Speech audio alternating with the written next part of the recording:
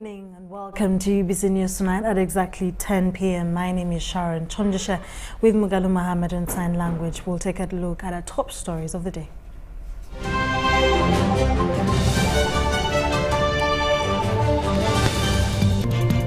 In UBC News tonight, Museveni warns against cowboyism and military operations.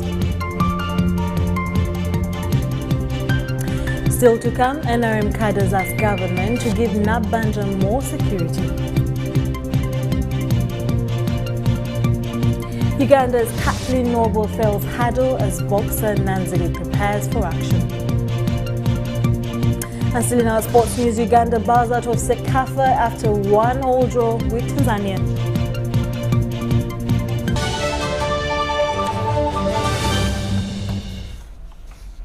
In our top stories of the day, President Museveni has warned military trainers against cowboyism and directed them to integrate techniques in an ideological context. Museveni cautioned the armed forces trainers of the pass out of 171 counter-terrorism officers of the School of Military Intelligence and Security in Nakasongola. The officers had undergone months of rigorous mental and physical training. Details follow.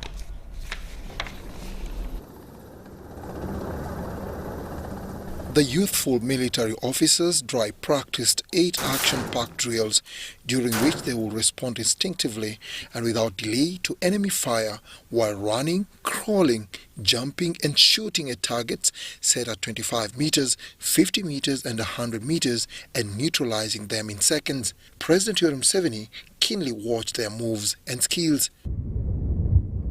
But of course the situation you are dealing with here is a specific one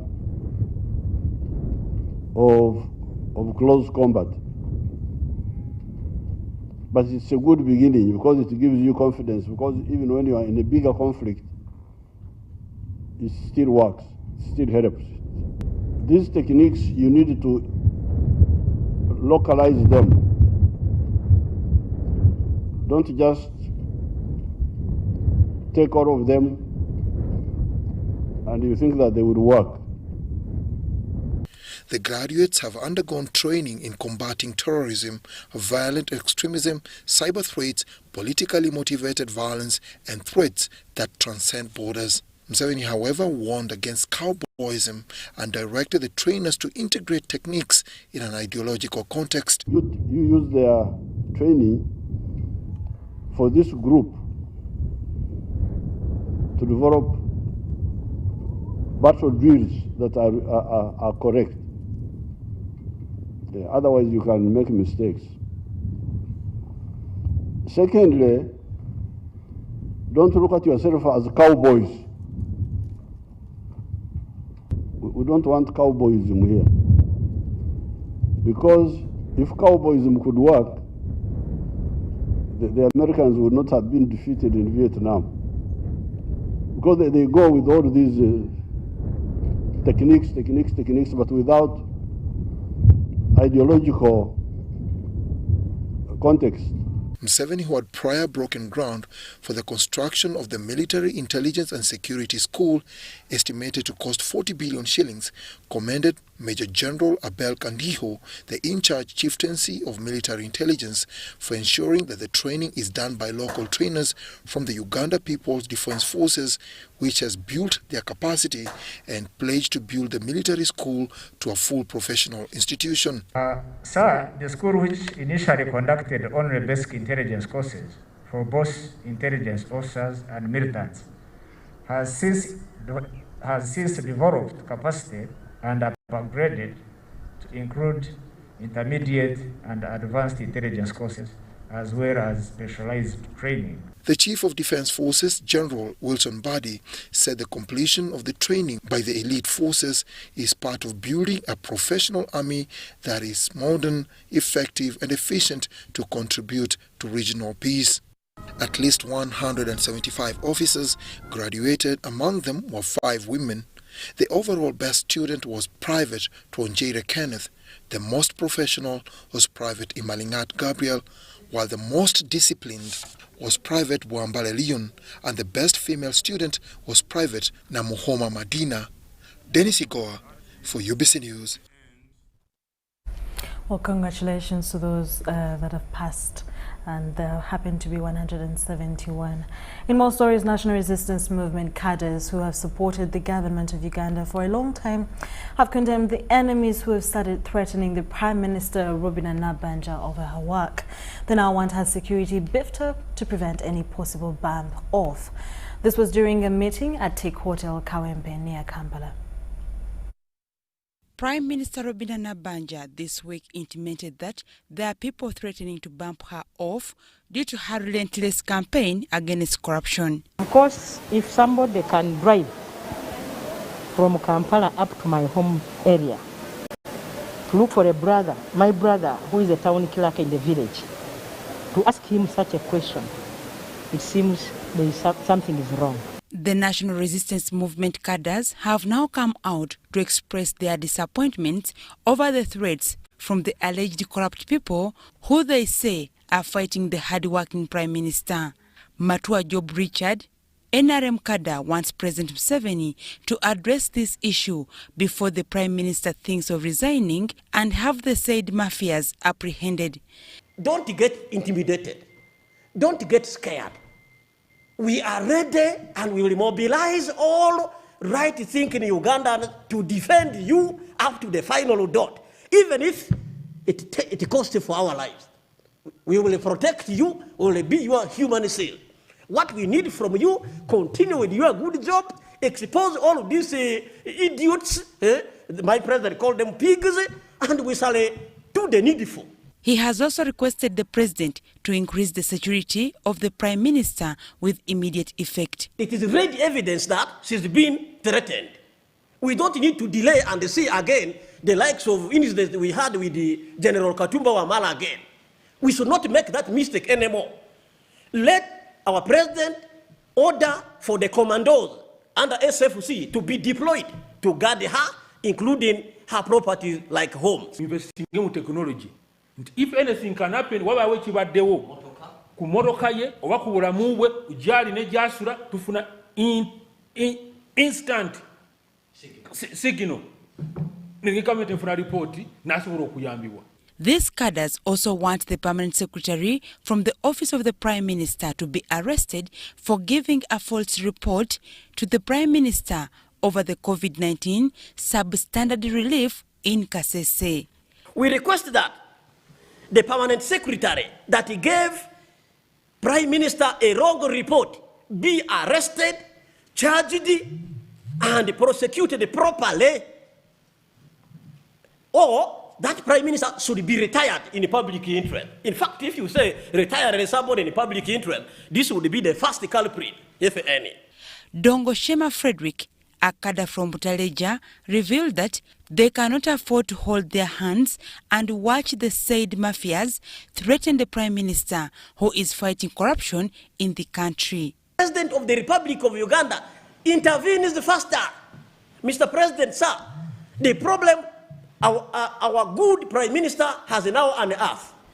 Don't leave her like that. Otherwise, she will be intimidated, and if she reaches a point of intimidation, she will withdraw, and things will go back to the normal, where they were, where theft, where every program under the office of Prime Minister, the biggest percentage of the money spent on it is taken away by these corrupt elements and their surrogates in the system and private sector. So, Mr. President, urgently intervene and do something about this corruption. These have also suggested that the person who traveled from Kampala to Kakumiro to threaten Nabbanja should be arrested. These cadres, who include Matua Job Richards, Dongoshema Frederick, Mutebi Samuel, and Rebecca Muhammad Muada, are now requesting all the people, including religious leaders, to come out strongly on this issue and condemn corruption. Nsaba Munnayuganda yenna ayagala ensi ye aveeyo alwanisa abantu abo be tuyita abalabbayi, abakenuzi, ababbi, abatalumirwa nsi yaffe, bave ku ggwanga lyaffe ligende mu maaso. The team strongly believes that Prime Minister Robina Nabbanja is the right person to fight corruption in Uganda, given the service so far done ever since she assumed office. Well, we pray that the Prime Minister is safe and that the government takes action. In more stories, property worth billions of shillings have perished in a fire at Parkview Safari Lodge in Kichwamba sub-county Rubirizi district.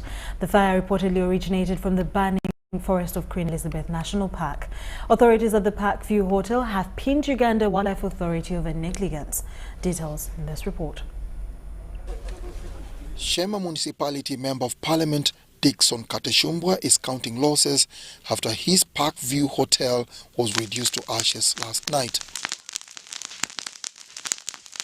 According to management, the fire began at around 4 p.m. in Queen Elizabeth National Park and quickly spread to Parkview Hotel located at the edge of the park in Rubirizi district.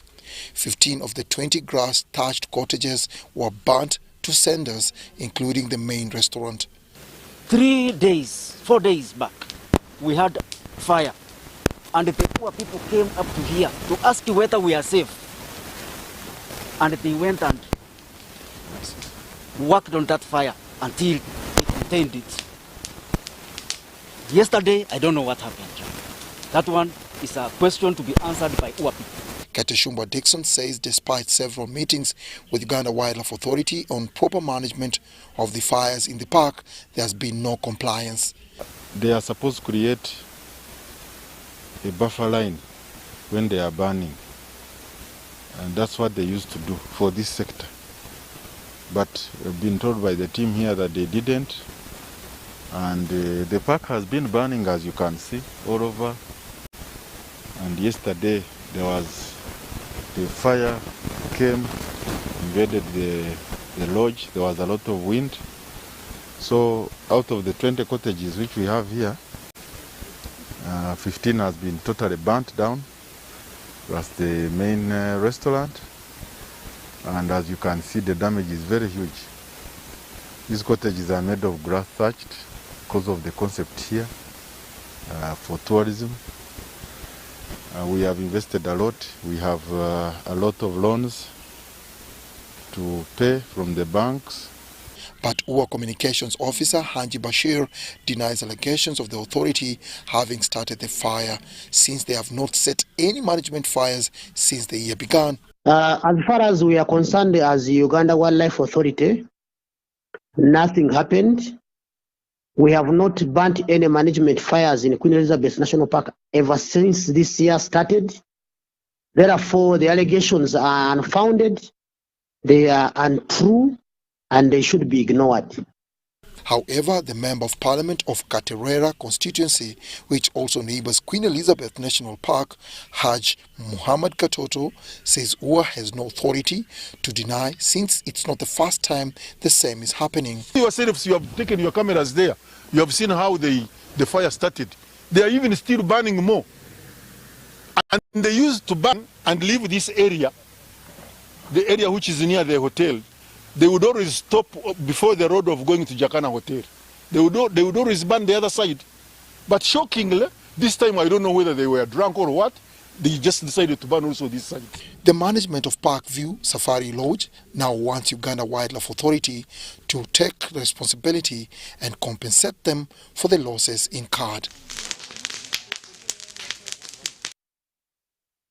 Very sad story right there in regards to business and in a time like this. Moving on from that, a land wrangle has erupted in Mbarara City, Kakoba Division, Lubiri, where 4 businessmen are conniving to grab 4 acres of land from a one Kayongo Juko over double titling. Kayongo Juko is now living in fear following intimidation from police to vacate the disputed land. The 65-year-old Kayongo Juko has lost hope of possessing his land following a group of people claiming the land. Kayongo Juko alleges that he bought the 4-acre land in contention from Ekoju Joventine, now deceased in 2005. Kubetaka lino lya muzeyi byaffe nentandika okuzimba bulungi ennyumba yange beetuuse ku wall plate ndi mu kusa ne bagikuba ne bagiteeka ku ttaka. The claimants of the land include Charles Atamba, Kenneth Elector, Pastor Cyrus Taibwa, and Abel Bojero. Kayongo Juko alleges that he bought the 4-acre land in contention from Ekoju Joventine, now deceased in 2005. Endagaano ezifu bujulizi bwe tulina nti ettaka lya muzeeyi kuba ine endagaano eyali awo balisikidde gwe yasikira gwe yaguza n'alyoka aguza taata naye nga abo bonna endagaano bazikolera mu ofiisi y'ono LC1 aliwo edda mu 1900 oba lumeka ebyedda. Claimants of the land are now using police and the local leadership in the area to intimidate the former occupants of the land. Ne bakwata ffe ababatutteyo ne basiba taata ennaku okumala ennya nange nemba nga sikyalina kasente ke nina kuddamu kusitula nnyumba nembeerawo nga bwendi bamenye eno ne bamenya n'ewaka wanali nsitudde luumuzinnya nga ntuuse bubateeramu emitayimba wallahi ndowooza ne payipo ogiraba yiyo gye nali ensimbye nti nga nteekamu mitayimba. However, there are also claims that the land in contention is double-titled with another one in Rebushuri, not Kakoba Division. James Bashonga Bwatota of Batota Bashonga and Company Advocates says the alleged owners of the land do not have original documents and transfer forms of the contested land. The LCs cannot know which titles are in that area. That's why when you are buying a title of the land, the law tells you to go to lands. However, there arises concern of the sale of the land where the alleged owners allege they bought it from the late Ekoji Jovetine and the claimants allege they bought it from Matia Batunga in 2004. The case has been in court since 2006 and no judgment has been reached upon. Sudat Kaye, UBC. Thank you so much, Sudat Kaye. Boda riders of Manjia County, Bududa district are crying out to the government to provide them with food relief and also consider lifting the lockdown, saying that their families are doing badly. Manjia County is comprised of 9 sub-counties with 11 Boda stages. While receiving food relief worth 1 ton from Hands of Action, an non-government organization, the riders said that their families have starved during this lockdown as they cannot access their stages. Details in this report. With just a few days to the end of the 42-day COVID-19 lockdown, Manjia County Boda riders have a reason to smile after receiving 1 ton of maize flour as food relief from Hands of Action, an non-government organization.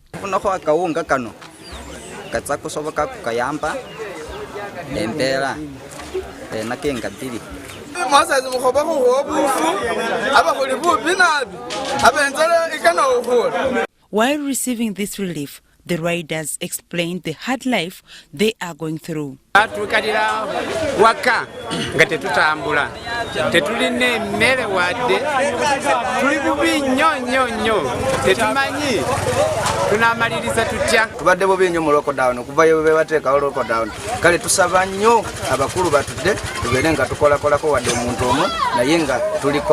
These riders expressed gratitude to the Executive Director, Hands of Action, Moses Muhove Hauha, who is also former contestant of the constituency, for thinking about them. Mr. Muhove Musa atuata kaunga wano gapoda stage Honorable Moses akuyamba kaunga nga tulunjale kuluma nga twacha kulya na kuyamba kabane buli mundu afunako kilo. The Executive Director, Hands of Action, Moses Muhove, stressed that Boda riders are among the most affected groups in this COVID-19 lockdown. Most people who have been affected is Boda in my community here. We have tried to come up with something small to be distributing to them. Boda people, we have given them some food, at least 10 kilograms per person. That is what we managed to give them because they were bad low. First, they were depending on that Boda riding. So I came up with a program to focus much on them because that is what they have been depending on. They have nothing. They have been just riding Boda. They have been not going to the garden. Now it has affected them a lot. Everyone was crying and calling. So we came up with that program to make sure that my people, at least they survive until the lockdown is uplifted. Boda District COVID-19 Task Force Chairperson, who is also the area RDC, George William Wopwa, says his office has heard the outcry of the Boda riders. He, however, appealed to the stakeholders to think about up-country areas regarding to COVID-19 relief. We also have been having this outcry. So the people outside there are reaching it out to us to pass it over to government. So even them, they are not doing well. Because in an area like Bududa, It's very difficult to find somebody with an acre of land. So the produce from the land, especially now that the markets are closed, cannot sustain homes. So the appeal, and which is justified, that let the government think beyond the cities, because last time also government concentrated on the cities. WOPWA also advised the residents to immediately bury the bodies that are confirmed to have succumbed to COVID-19 to avoid further spread of coronavirus. We are appealing to our people that burial should take fast, be done fast. This idea of LOC1 speaking, LOC2, the clan leader should stop. The longer you keep the body, the more you invite the congregation. Moving on from that, the vagaries that COVID-19 presented will have had almost every sector of the global economy, including education. For Uganda, the education cycle has never been the same since 20th of March 2020. But amidst the challenges, several success stories have been registered as it is to confirm that every dark cloud has a silver lining. John Banson, detailed report on this beautiful, hopeful story. Blessed Parents School in Mbarara Namere Zone is one of those schools that many thought may not survive the COVID-19 pandemic wave. Surprisingly, when schools reopened, learners coped and the school is now celebrating primary leaving examination success. Ebiseera ebisinga enkwatagana ey'abazadde wamu n'abaana okwagala okufaayo ennyo okusoma ne commitment y'abasomesa kye kyatusobozesezza okuba abaana bano nga bakola obulungi bwe batyo. But despite the excellence, the school faces challenges that they think government can help address. Banka zitubanja, so tusaba government tukwatizeeko amasomero gaffe gasigale nga gaoperatinga. This school, formed in 2012 on an acre of land, has 427 learners and 12 teachers, with the 2020 primary leaving class of 82 all qualifying for the next level. In more news, former local government minister Professor Tarsis Kabejwede has recommended government and the Ministry of Health for the lockdown that has proved to be one of the strongest measures against coronavirus spread. While addressing journalists at his country home in Kashozi, Chamhanga, Bushenyi district, Professor Kabejwede said that the lockdown has registered a decline in the rate of infections, a credit to the government of Uganda.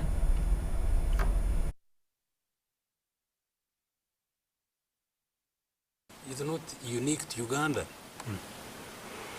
It is a cry in the wilderness. Every country has tried. And thank God we have succeeded, and we seem to be succeeding.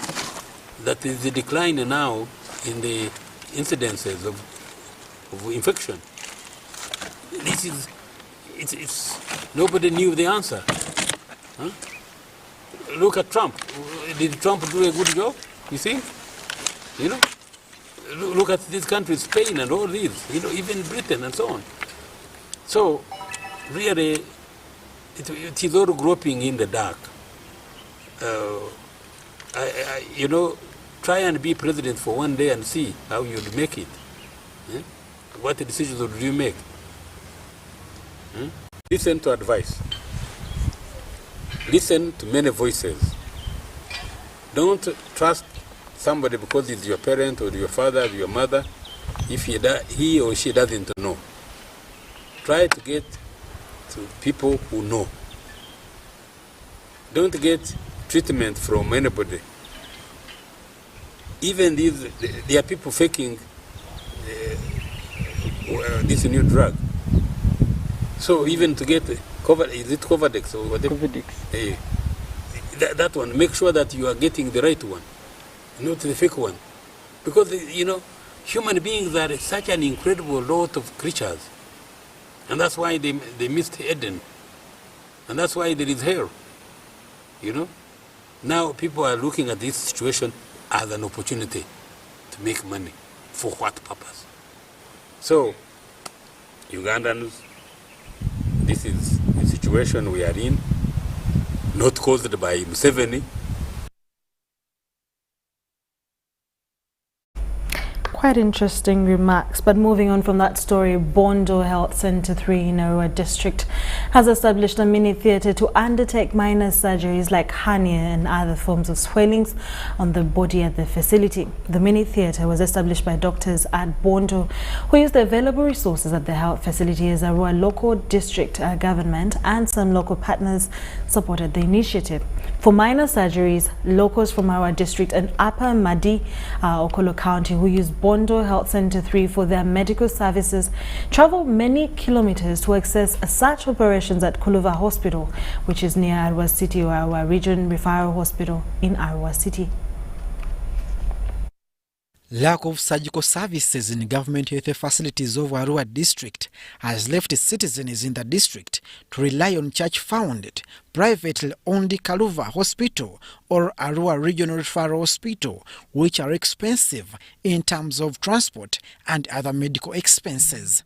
The in charge of Boda Health Center 3, Dr. Alan Haroga, explains how the mini theatre was established and the kind of surgeries to be undertaken.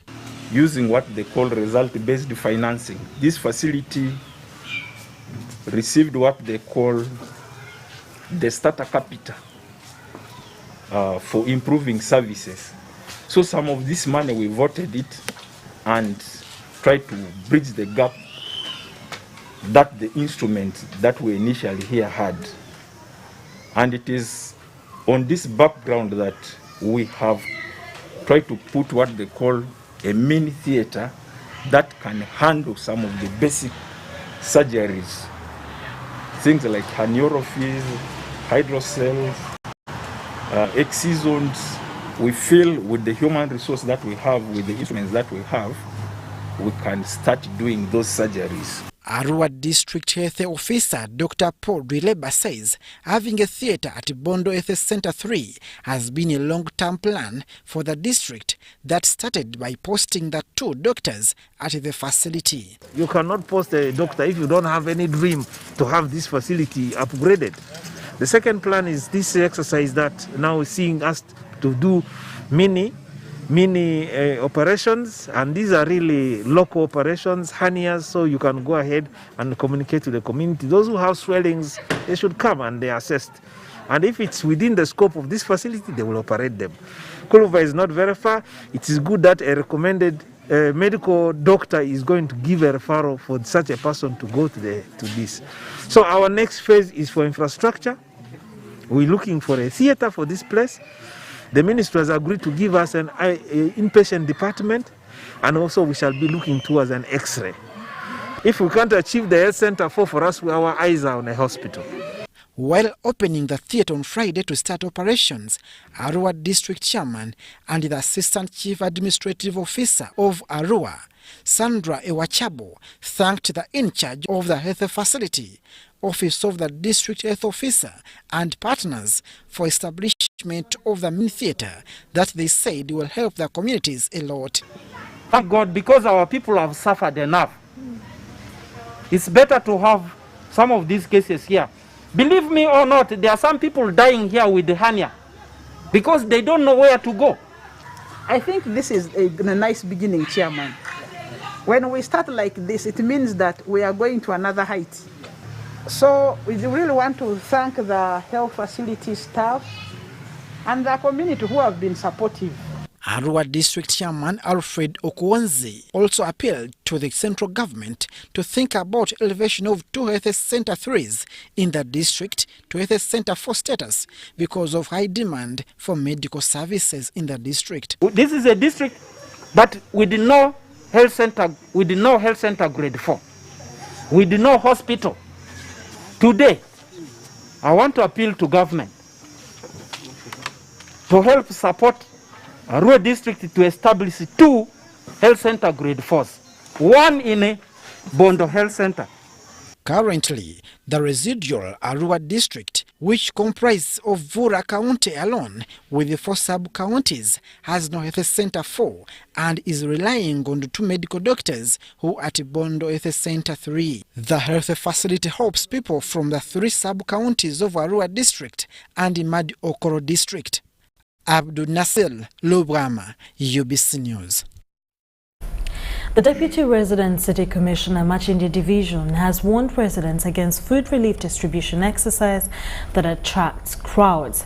This was at an event where Eritrean business owners donated 2.5 tons of food at the NRM office in Bokasa-Muyenga wards. Chairman Yasin Omari. Residents of Chibuli, Kasa, Chisuga and Wabigalo in Machindi Division have a reason to smile after the delivery of 2.5 tons of maize flour, courtesy of the Eritrean community in Uganda. The Eritrean Business Owners Association delivered the donation to the Deputy RCC Machindi, Ronald Mukoza, at the office of NRM Bokasa-Muyenga Ward's Chairman, Yasin Omari. So thank you, the Eritrean community, for extending food relief to our vulnerable people. Mukoza urged the Ugandans to desist from individual food distribution amongst communities to stop the spread of COVID-19. Thank you for respecting the task force, because it's the task force which has that duty of guiding on how foodstuffs in this lockdown can be distributed, so that people don't overcrowd. So our role is to make sure that food reaches the beneficiaries without them necessarily overcrowding. The chairman NRM Bokasa-Muyenga Ward, Yasin Omari, said the donation has come at the right time when food scarcity is a big problem in the area. Some food items, kaunga, and we handed over to the chairman of the task force, who is the Deputy RCC Makindi, as required by government, who in turn handed over to leaders with guidelines on how to distribute, avoiding crowds. We thank the Eritrean community in Muyenga because they are the one who gave us this food item, and they promise they'll give us more. This is the sharing concept which we initiated with community policy in Muyenga. We mobilize people and we share. On behalf of the Eritrean community living in Uganda, Ms. Fan Bayan pledged their regular support to communities, especially in such situations. I mean, all the business people, we've seen a lot of people are suffering in our area. There's a lot of people, they have a low income, our workers, we see them, everybody. So all the community in Muyenga, Eritrean business people, we sit together, we say like, let's give something, let's contribute and give something to the community. Meanwhile, a Ugandan commonly known as Ghetto King Nicholas Ategeka has promised to provide aid to Kamocha traders whose business were gutted by fire on Thursday mid this week. Out with my humbleness to all my ghetto youth from Kamocha, who have got that accident of fire burning out all their good properties and taking some lives. But we know that God is with you, and we as the Ghetto Kingdom Network, we will work hand in hand with some of our friends to see that we come up with something good later. Because the National Woman MP representing people with disabilities, Hajat Sophia Nalule Juko, a mother of Abdul Nasser Chimba who sat his PRE exams last year, is happy that her initiatives yielded results. Thank you, Adam, for being a good boy. Round of COVID came, then we had the lockdown. Everybody was confused of what to do, but thank God and thank government and the schools. They were able to prepare materials for the children. Abdul Nasser Chimba, whom we met at his former school of city parents, where he had gone to pick his results, shared with us his success. And I was able to score 8 aggregates in primary living examinations. Many people like us get some challenges during our education. We can lose some confidence, but when during examination time, Mom used to comfort me. Most especially, I thank my teachers for their support, encouraging me and telling me that the things are the normal things we have been doing in my primary living examinations. Well, we'll take a short commercial break and we'll be back with business, news, international and sports stories.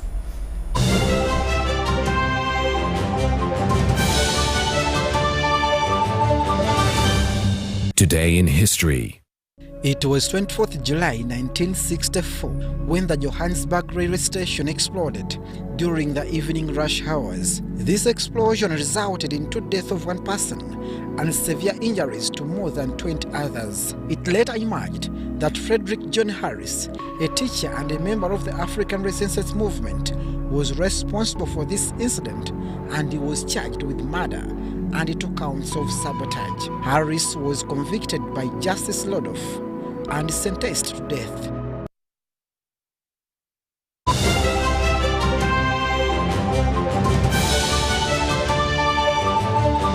As the financial year 2020-2021 draws to an end, URA has put measures in place to facilitate taxpayers to file their returns and pay taxes within the set deadline. All our offices across the country and the URA Contact Center shall remain open to provide extra support to our esteemed taxpayers. Additionally, we have extended our contact center service hours from 8 a.m. to 11 p.m. Monday to Friday and from 9 a.m. to 3 p.m. on Saturdays and public holidays. In light of the COVID-19 risks, we encourage taxpayers to reach us through our improved contact center and other online platforms instead of making physical visits to our offices. For online support, please reach us through our toll-free lines 0800 117 000 or 0800 217 000. Email services@ura.go.ug. Website ura.go.ug. Social media: Facebook, URA page, Twitter @URA Uganda. URA Customs Help Tool, help.ura.go.ug/login. URA appreciates all taxpayers who have duly fulfilled their obligations. Stay safe and let us all observe the standard operating procedures to prevent further spread of the COVID-19 virus. Stay safe as we develop Uganda together. Uganda Revenue Authority, developing Uganda together. We've cut and reduced our MTN Momo withdrawal rates. Now you can withdraw mobile money at the lowest rates. You also get MTN Central Points when you deposit, send, and withdraw MTN mobile money. Visit our Momo agents countrywide and withdraw mobile money at our reduced rates from 1st May 2021. Everywhere you go, MTN. Echa COVID-19 chijja kugwa only if we stay at home, observe physical distancing, wear masks properly, sanitize or wash our hands with soap and water regularly, or get vaccinated now.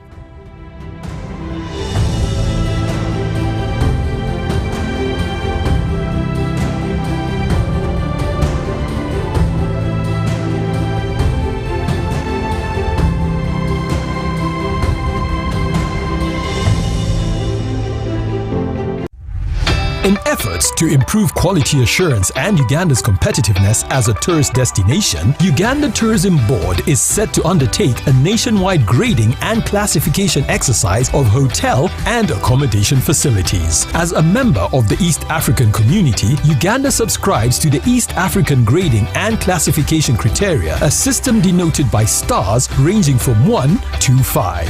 The grading and classification exercise will be crowned by the awarding of star ratings to facilities found compliant to the EAC minimum standards. This is therefore a call to all accommodation and facility owners and managers to register and get licensed by UTB as a requirement and get ready for participation. For more information, visit www.utb.go.ug or email qualityassurance@utb.go.ug for details. Uganda Tourism Board, promoting tourism together.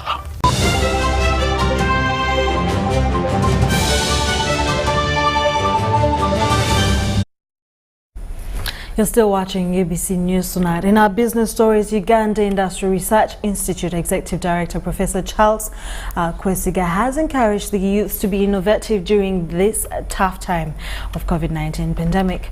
This was at the Namamve Best Institute after inspecting some of the products the organization has come up with.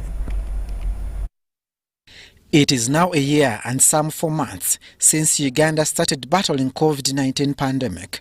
During this campaign, Uganda Industrial Research Institute has been contributing through manufacturing of sanitizers and face masks. With the pandemic spreading through the globe, we also thought we could, foster our efforts, have more efforts, and contribute to what the nation is already doing, what other stakeholders are doing. And steps were taken to actually have some of these products certified by the Uganda National Bureau of Standards. Arishaba Pasi, chemist at the institute, says that due to the public demand, they decided to manufacture non-alcoholic sanitizers in order to suit all without compromising quality. Now this is alcohol-free, as there's no alcohol in it, there's no ethanol. It's not an ethanol-based product. It's based on benzalkonium chloride. It's one of those products we thought would be very user-friendly for the communities that are not very comfortable with the ethanol-based sanitizer. A team of chemists is engaged in manufacturing customized safe masks at a large scale. The National Bureau of Standards, they have a laboratory recognition scheme. So they check certain laboratories and ensure that they meet their requirements. And if you meet all their requirements, you're given a certificate of recognition. That means that somebody testing here in our lab might not have to go back to test again in UNBS under that lab recognition scheme. So in addition to testing our in-house products, we also test products for the public. So if you bring a sample here and it's tested, our certificate can be used to get certification in UNBS, in addition to all the other requirements of UNBS. This being an industrial research institute, people interested in textile sciences would analyze different products they design or they are doing research on, and this would help to improve still on the utilization of our resources. The Executive Director of Uganda Industrial Research Institute, Professor Charles Kwesiga, recommends the work of his staff, especially the manufacture of products aimed at helping Ugandans against coronavirus. We decided, as jury, to find an affordable stopgap measure we could handle. And so we set up a team of textile engineers, technologists, and microbiologists, and they came with a three-layer project, three-layer mask. Kwesiga also recommends that he is worried of the market of the products because his staff are working hard to produce sunrise, but the market is not adequate. I expected the market to be, the demand to be a lot higher, but as everybody is beginning to realize, our people have tended to really not take the pandemic as seriously as we should. And so I don't see a lot of sanitizer use where it should be. But I'm sure we're going to wake up the reality that we need such products.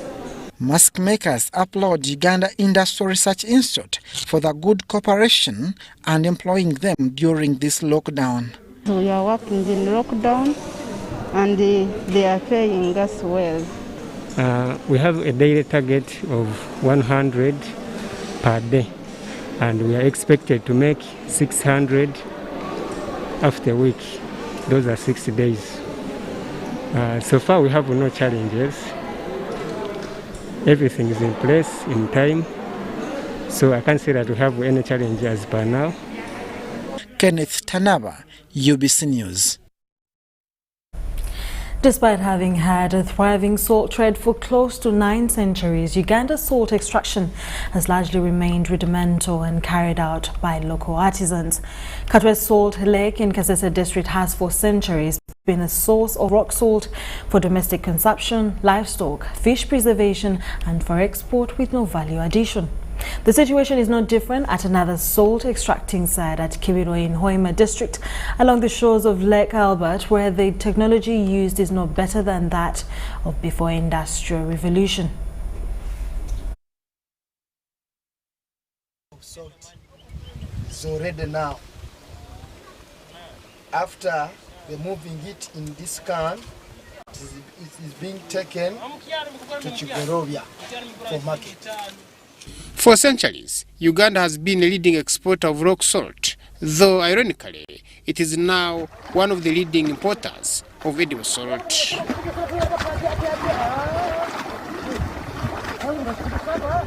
Though Uganda has one of the biggest salt deposits at Lake Katwe in the Kasese district, the country continues to import edible salt, especially from Kenya and India, now at 209 million metric tons, worth about 94.7 billion shillings.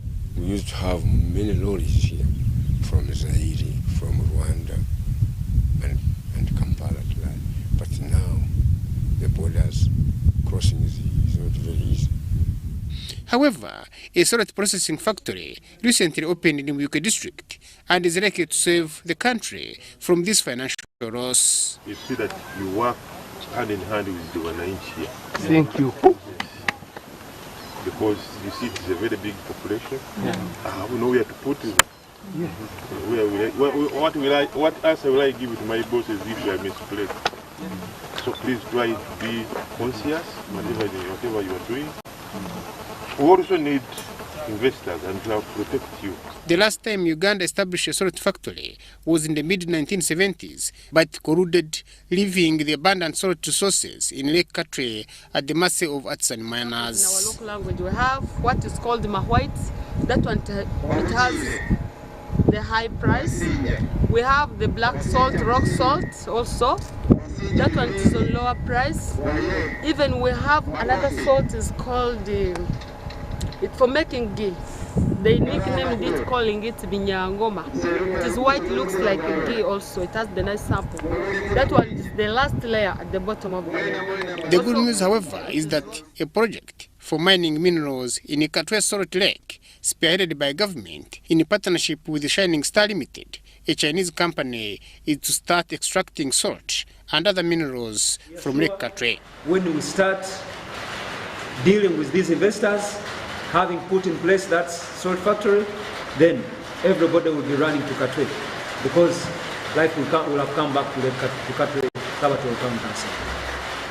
The salt content of Lake Katwe is estimated at 13.5%, and the lake bed is about 1 meter thick and contains approximately 12 million tons of renewable salt, varying in composition and depth. This salt goes as far as Burundi, Rwanda, Goma, even it goes to Zambia. Women in the Kasese district scrap the bottom of the salt gardens to haul out the salt. They make use of their feet to smash the salt to smaller and finer crystals, after which they wash it to form edible salt. The salt, it has sharp crystals. For the salt winners are the one who are working in the salt pan. These are called salt pans. These wells that you see, we call them salt pans.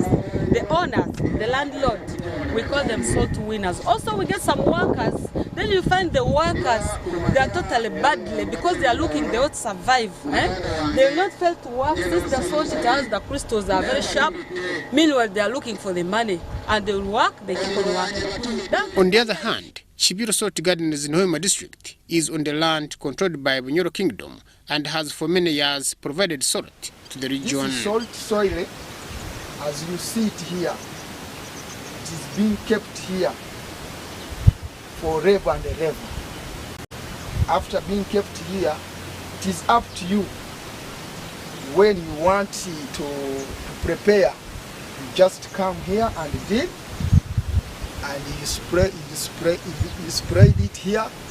After spraying it here, you will prepare it and get the salty water.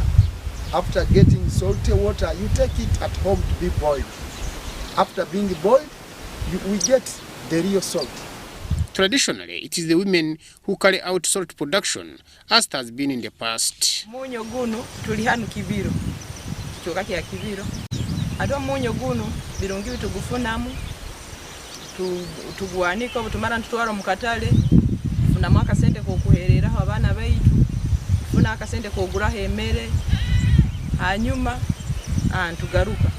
The women sprinkle dry soil on the moist ground in the water channel. After some time, it dries up and salt can be extracted by putting it in big filter pans, pour water in the salty soil and leave it to go through the filters to a container underneath.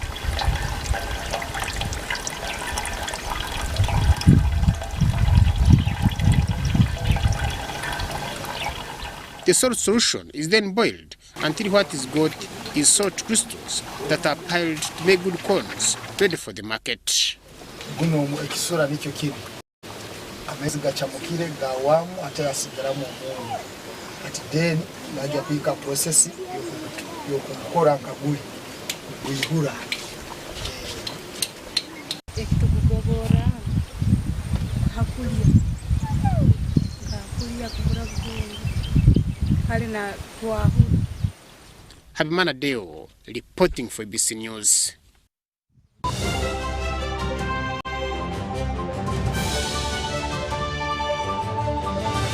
Echa COVID-19 kijja kugwa only if we stay at home, observe physical distancing, wear masks properly, sanitize or wash our hands with soap and water regularly, or get vaccinated now.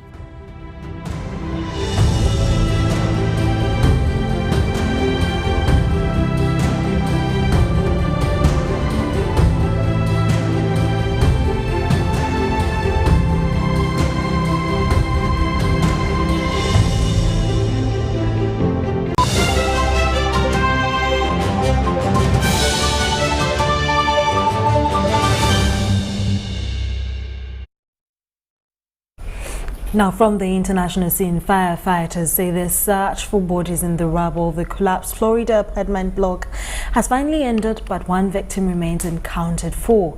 At least 97 people were killed when the 12-story Chaplain Towers South fell in the early hours of the 24th of June.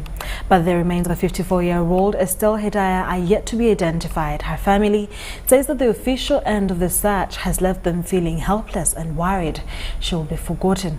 Nobody has been pulled alive from the rubble since the first hours after the disaster, and officials formally switched from a search and rescue mission to a recovery effort on the 7th of July. Battling tropical storms and the risk of unstable debris, rescuers worked through more than 13,000 tons of broken concrete. The Southside site has mostly been cleared, with the rubble moved to a state warehouse for further inspection. After the search ended, officials thanked firefighters who worked 12-hour shifts while camping out at the site. Now, the mission had to be halted several times due to instability in the mound of rubble as well as tropical storm Elsa. Officials had to order the part of the building that remained standing be demolished on the 4th of July.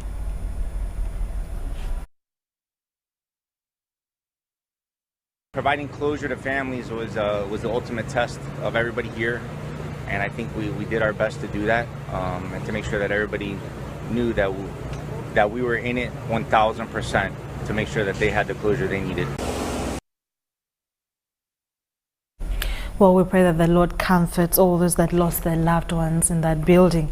In more international news, demonstrations have taken place in Australian cities against tight restrictions imposed to tackle a rise in COVID cases. Thousands gathered in Sydney, with smaller protests held in Melbourne and Brisbane. People chanted freedom as they marched through the centre of Sydney. Officers said they had made 57 arrests. Australian governments have reimposed lockdowns across the country amid a surge in new infections. The arrival of the highly contagious Delta variant has challenged the country's previous strategy of border closures, quarantine programs and snap lockdowns, which helped keep cases low. Vaccination rates remain the lowest among developed nations, with fewer than 14% of people jabbed. On Saturday, thousands of people marched to the centre of Sydney through the suburb of Haymarket.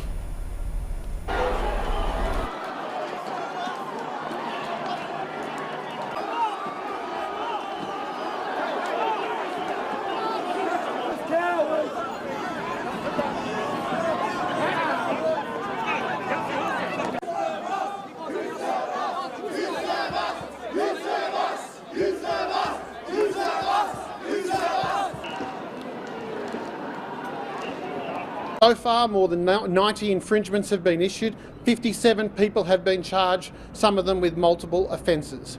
What we saw today were 3,500 very selfish bullheads, people that thought that the law didn't apply to them. There is no doubt in my mind that at least one individual there today had COVID. It is who feels like what's happening with the COVID restrictions is just completely removed from reality and removed from being in touch with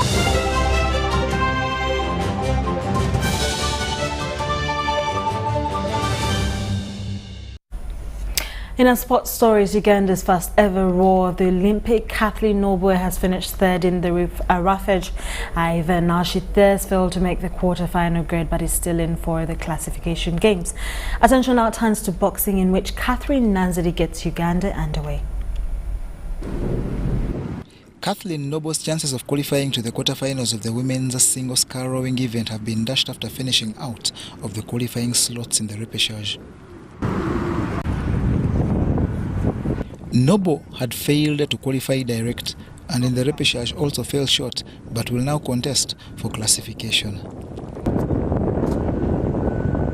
Focus now turns to boxing, in which Uganda's first ever female Olympian Kathleen Nanzidi enters the ring first. As in, for tomorrow is the day I'm starting my fight, and I'm going to be the first in Team Uganda Bombers to go for the first match. And I'm well prepared that all the training we've had, the facilities we've been facilitated with, it's a very big achievement because I know I'm going to do the best in all the things I've done. And I'm expecting to do much more because I'm looking at to the gold medal. Nanzidi entertains Japanese Namiki Tsukimi in an anticipated flyweight bout that she plans to address with eloquence. I already know who my opponent is because this is her town home.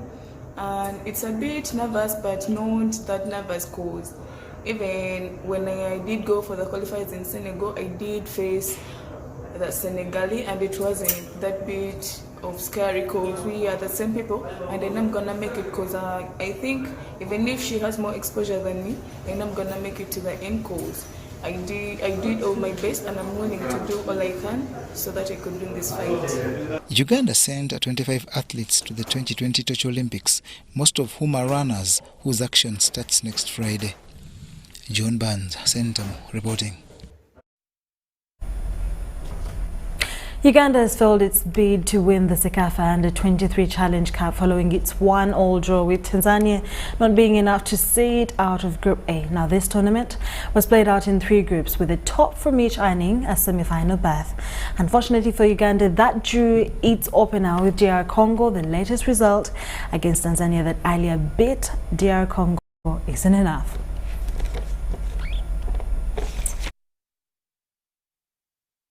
In the Cecafa U-23, Uganda has just been eliminated from the competition. From the group stages, Uganda managed to only collect 2 points out of the 6 that it was meant to collect. Uganda opened up the competition with a 0-0 draw against DRC Congo, and today they picked up a 1-1 draw with Tanzania. Uganda had the chance to take the lead after Stephen Mukwala missed from the penalty spot. Then Tanzania went on to score from its penalty to give them the lead. Penalty ambayo alipiga Bryson Rafael Nkulula akampeleka marikiti mlinda mlango. Tanzania wakipata bao la kutangulia, moja kati ya penalty tamu kwelikweli, penalty nzuri mno. But later on, towards the end of the first half, Uganda went on to equalize, and again Stephen Mukwala was the person that put the ball in the back of the net.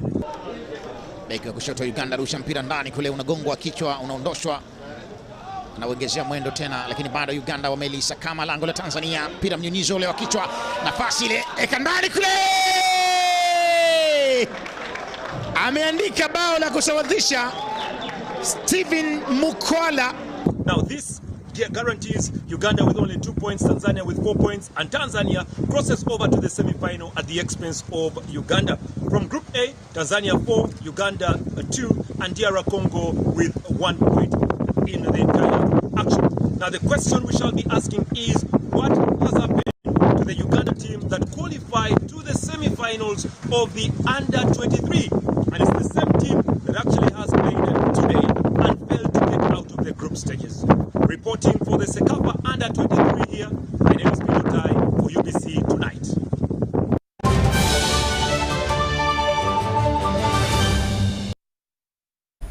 Well, thank you so much for tuning in to watch UBC News Tonight with me, Sharon Kyomugisha and Mugalu Muhammad on sign language.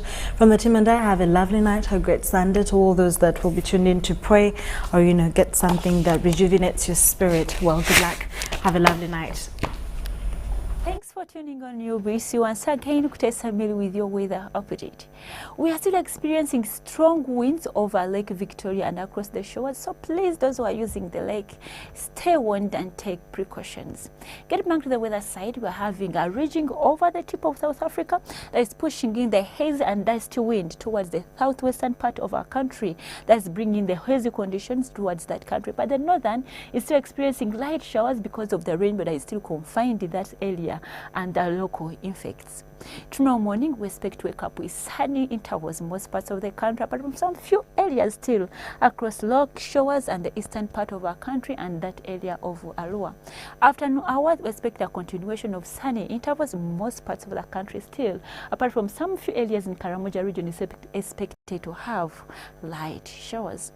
Temperature to rise up to 31 degrees of maximum in northern part of our country, 30 across the east and along lake shores, 29 in our capital city Kampala, 25 at the Kabale Highlands, and 32 with the highest of Kasese region. Youths moving out of our country touring other cities across the group. We are forecasting sunny conditions across Doha and Cape Town, sunny intervals across Washington, D.C., cloudy conditions in Beijing, London with light showers with a maximum of 21 degrees Celsius. Thanks for tuning on UBC. I remain Kutesa Mili. Stay tuned and see you tomorrow.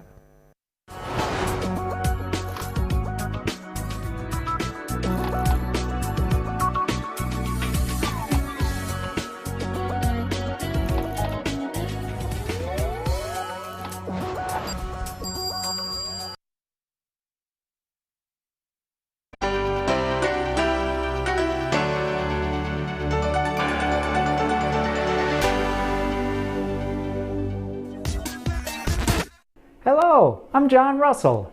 Today, let's go into greater detail about the sound, as in good. This is a tricky sound that many English learners mistake for the sound. Both sounds can be spelled with the letters OO, as in book, foot, boot, food. Some very common, useful English words have the sound, and you will need to memorize them. Luckily, there aren't too many. Some of the most important are the modals spelled with OULD, such as could, would, or should. Let's work on hearing the difference between the sounds first. You will see and hear a sentence. Pause the video and think about how many times you hear the sound, and how many times you hear the sound. Then you will get the answer. I went to the pool.